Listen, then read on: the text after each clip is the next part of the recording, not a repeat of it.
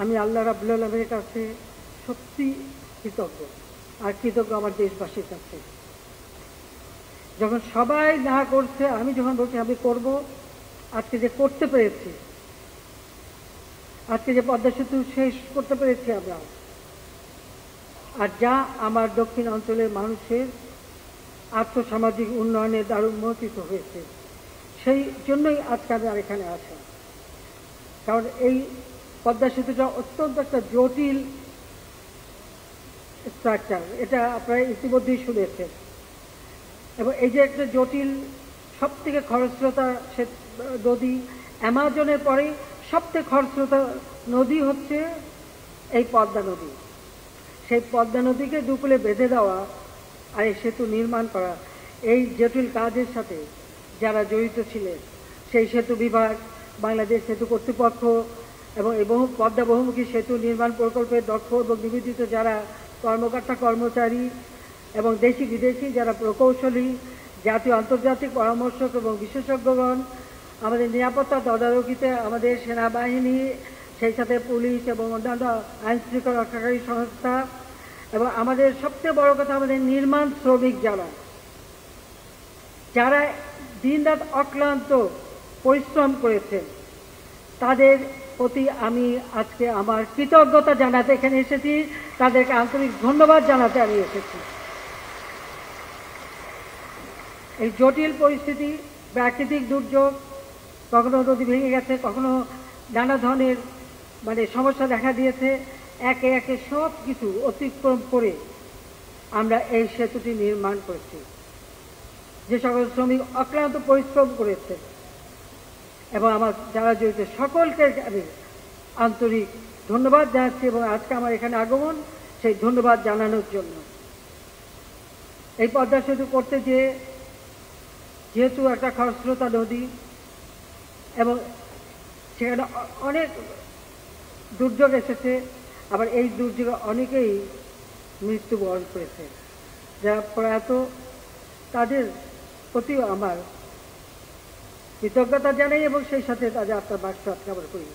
আবুল হোসেন আজকাল বেঁচে নেই, কারণ সে আমার সড়ক সেতু মন্ত্রী ছিল, তাকেও আমার ধন্যবাদ যে সেই সময় সেও সাহস দেখেছে। কাজী আজকে সে আর বেঁচে নাই, আমি তাকে স্মরণ করি। আমাদের যিনি স্বনামধন্য অধ্যাপক জামিলুর রেজা চৌধুরী সাহেব, তাকে দিয়ে আমাদের কমিটি করেছিলাম, তিনি সবসময় এই সেতু নির্মাণের ক্ষেত্রে আমাদের পরামর্শ দিতেন, তিনিও আজ নেই। কাজে যারা মৃত্যুবরণ করেছে, দেশি বিদেশি সকলকে প্রতি আমার শ্রদ্ধা এবং তাদের আত্মার মাগফিরাত এবং শান্তি কামনা করি। সবচেয়ে বড় কথা, জমি, সবসময় জমি দিতে গেলে একটা সমস্যা হয়। এই সেতু নির্মাণের সময় দুই পারে যারা নিজেদের ভিটে মাটি ত্যাগ করেছে, এই জমি দান করেছে, আমি তাদের প্রতি, আপনাদের প্রতি কৃতজ্ঞতা জানাই। আপনারা এখানে অনেকে উপস্থিত আছেন না? যারা জমি দিয়েছেন তারা আছেন এখানে? আপনারা দাঁড়াবেন, একটু দাঁড়ান।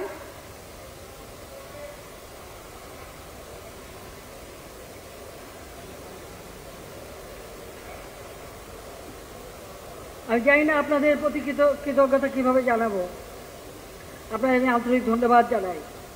হ্যাঁ, আমরা পুনর্বাসন করেছি, সেটা বড় কথা না, কিন্তু আপনারা আপনাদের পিতামাতার সম্পত্তিও তুলে দিয়েছেন বিনা দ্বিধায় যে সেতু নির্মাণের জন্য।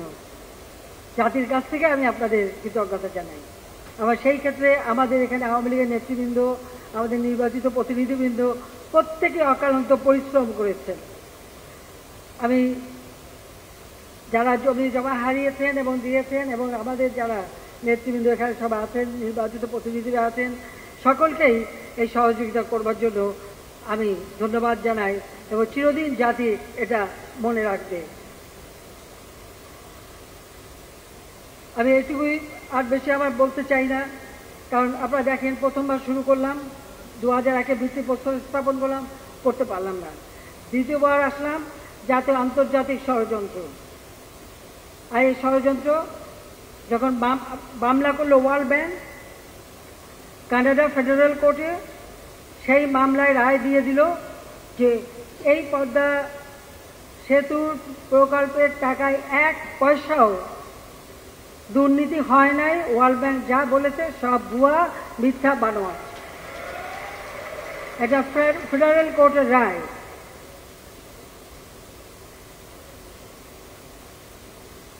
আবার আমরা ভিত্তিপ্রস্তর স্থাপকের সেতুটা নির্মাণ শেষ করলাম। আজকে আমাদের এই অঞ্চলের মানুষের চলাচল, ব্যবসা বাণিজ্য, কর্মসংস্থান সব কিছুর সুযোগ হয়ে গেছে। এবং রেল যোগাযোগটাও, এই রেল এখান থেকে ভাঙ্গা হয়ে ফরিদপুর হয়ে যশোর পর্যন্ত আমরা এর যোগাযোগ করে দিয়েছি। আর সোজা যশোর থেকে একেবারে পায়রা নদী পর্যন্ত, দুঃখিত, আমাদের মংলা পোর্ট, অর্থাৎ ঢাকা থেকে মংলা পোর্ট পর্যন্ত এই রেল যোগাযোগ আমি স্থাপন করে দিয়েছি। এই অ্যালাইনমেন্টটা আমার নিজেরই করা, যে এইভাবেই এটা যাবে, এবং সে যোগাযোগটা আমাদের হয়ে গেছে।